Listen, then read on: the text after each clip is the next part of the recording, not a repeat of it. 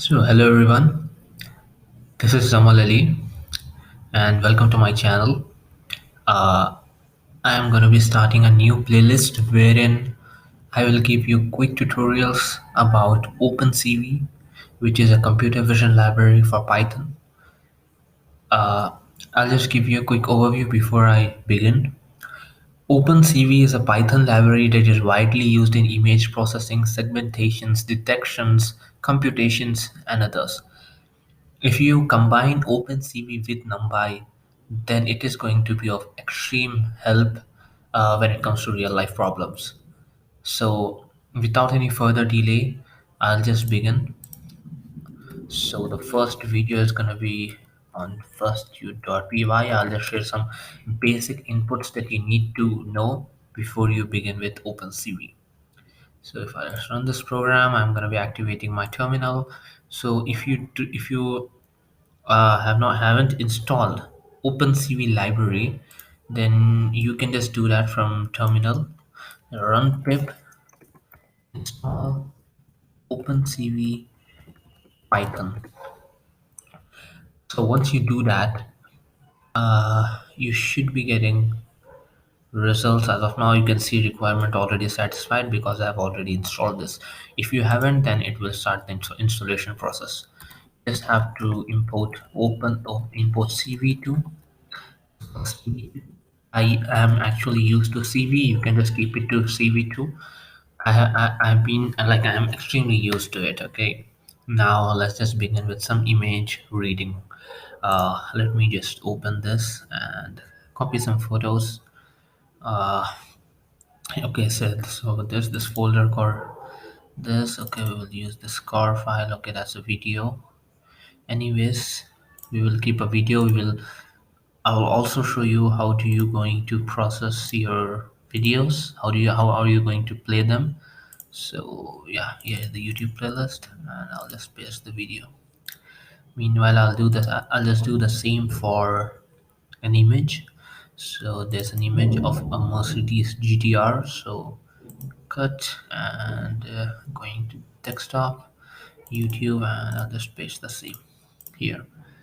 So yeah, that's it.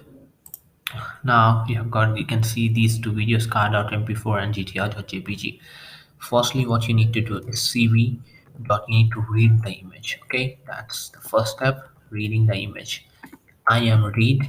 Now you need to give the name of the file. Okay, you can see file name. Use VS Code. I prefer VS Code because it has got intelligence that really helps. Okay, so first thing is file name. Let me just keep the file name gtr.jpg. You can see it's there, and I'll just do the same. And going to the next line, now you need to display what you have just read. Okay, so cv.image show, that's basically a built-in command. Now you need to give a name, okay, bin name, like when the file pops up, what do you like want to name the file. So if I want you can just give any name over here, but you have to read this image and store it into a variable. So that's what I'm gonna do. I'll just declare img as a variable, and when it comes to popping up the image, I can just do that. And now if I just try to run this, see what happens. Nothing's gonna happen. Why? Because the image has popped up. You can just see it's like a flash. Okay, you can just see the image for a flash of second, but is uh it is terminated basically because you haven't declared a wait key. And this is something that you can do. Wait key, put it as 0. If I just put it for 1000, then this is going to be available. It is going to be visible for 1000 milliseconds, and then boom, it's gone. So better to put it as 0, which means the image will remain visible unless and until you press any key. Okay, so you can just close the image on your own like this. Okay, but you cannot see the image because it's too large, so you can also use an opencv tool to resize the images. Let me just show you how. Firstly, declare a variable. I'm going to use the same image. You can use any other as well. cv.resize. You can see now you need to give the source. which image do you want to resize. Of course there is only one, so it is img, and then you need to declare the size up to which you want to compute, you want to reduce the size. Okay, so let me just give it to 300 comma, sorry, 300 comma 400. You can just check out the rest of the values if you want to, but mostly these two arguments are enough. Okay, so let us just pop up the image. Make sure you save the program before you run it. Okay, control s would do the job. So press control s. Look, if I just make any change in it, you can see a dot on the file name at the top. Look, before first underscore tut you can see a dot. Okay, so you should avoid, uh you should just remove the dot before you run the program. So by saving the file, you can just do that, control s, and it gets removed. So run the code. You see, this is the image. Okay, let's just get it a little wider. And remember, when it comes to opencv, the first thing that you get is the first detail that you are gonna get in a tuple is a width. Okay, so 300 is my width and 400 is my height. So the width I need to just thicken the, I'll just increase the width so that I can have a better picture of it. Yeah, you can see that. Okay, I'll just put it to 500. So yeah, this is going to be the most optimum value, I guess. Yeah, you can see this is how it looks. That's an image. Congratulations, now we are able to uh, display an image using computer vision. Okay, I can just, if I'll just show you a quick way, or a more professional way of basically removing the image. Okay, but once you cannot simply close the image every time. Okay, so I have a quick like way of doing it. You can just do one thing. You do cv dot weight key of 0 the same way, and you use this. Keep that in mind. I consider all my viewers to be like familiar with Python, but if you want me to show you basics of Python that are required in order to learn computer vision and deep learning, then please do let me know in the comment section. So if order queue, you can just use this built-in command cv.destroy all windows. It is going to terminate the entire program regard to computer vision. Okay, so if I just run this, press Q, it is going to eliminate. So this is how it works. Now let's work for like card attempt before. Let's see how do we run a video using computer vision. So firstly, you need to do, you can just use any variable you want to.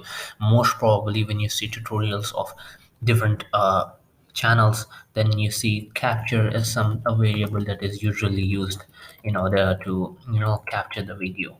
So if you want to open your webcam, then you give an index of 0, or if you want to run, but here we want to run a video, so I'll just show you how do you run a webcam as well. But before that, let's just begin with the car video we want to play. So because a video is basically number of images. Okay, this is something that you need to know. Like there are multiple images, there are thousands of images that passes at every millisecond to make it look like a video. So basically you are like viewing a slideshow, not a video. Okay, video is just images. Okay, it's like an image slideshow that is being switched for every millisecond. Okay, which is why we are not able to see the difference. We are not able to capture that this is an image being slided over. No, it's not. This is what we believe, but it is actually an image that is being slided over another. This is what happens. All of those images are meshed together, and it's basically a quick slideshow, this is which is happening. Okay, so let me just show you how you will see now. So I'm going to run a infinite loop, so while true is going to be used now, and you have to initialize something different here. I will explain everything to you. Frame or just image. Now what you need to do is capture, you need to read the value. I'll just explain everything to you, don't worry. And you need to, because you have read the image, now you need to pop up the image. So cv dot image, so just the way we have done this before. You can write car video, as I said earlier. You can just you give any name over here in the first argument when it comes to image show. Okay, sorry, let me just write image show, and yeah, here give it like we have initialized it in a variable img. So I'm going to do the same. Now what you need to do is You just have to remember the optimum value. I'll just show you, I'll explain everything to you, don't worry.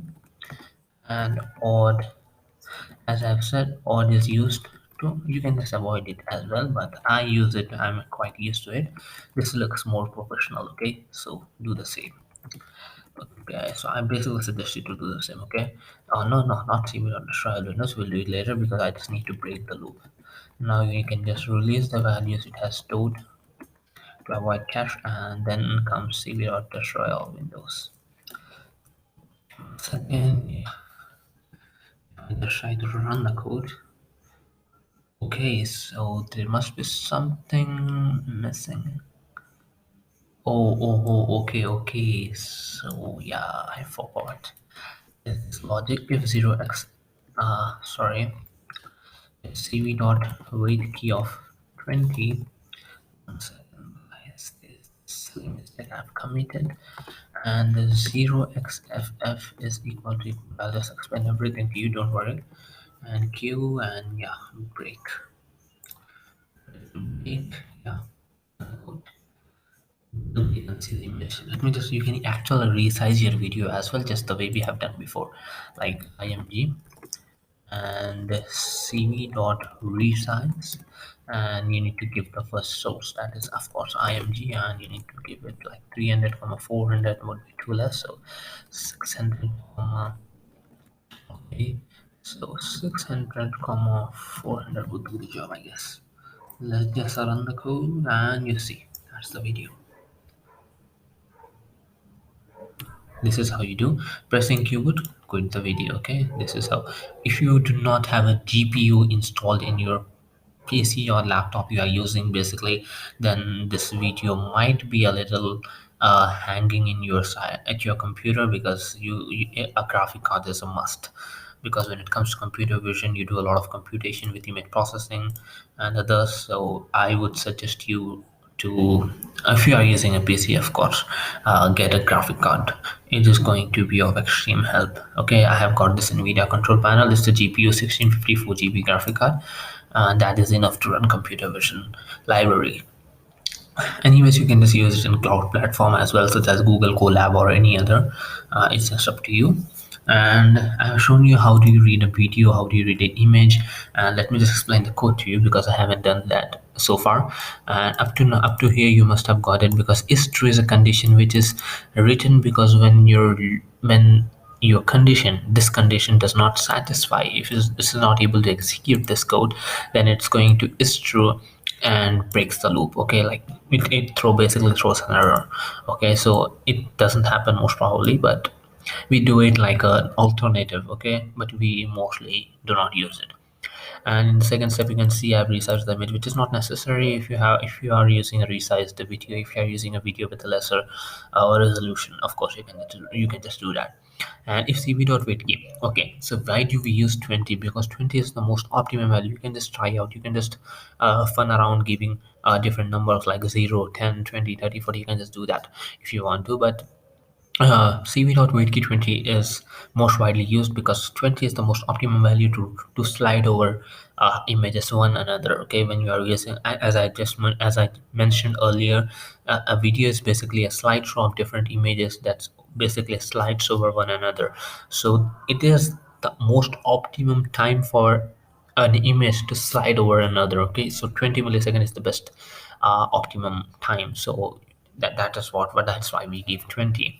And 0xff, as I have mentioned, is basically a key alternative that we gave, so that once you press q, your video, you can just quit the video. Okay, otherwise it's gonna, if you just keep on clicking this cross position close option, then it won't close because it's an infinite loop. As you can see here, it's an infinite loop. So to be able to close it, we use this command 0xff that basically nullifies the effect of the loop.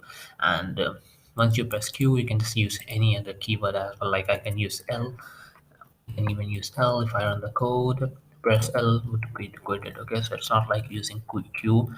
You can use any number and try giving out different numbers in here and see what's gonna happen. and this is what it is. And in the next video I'm going to be showing you guys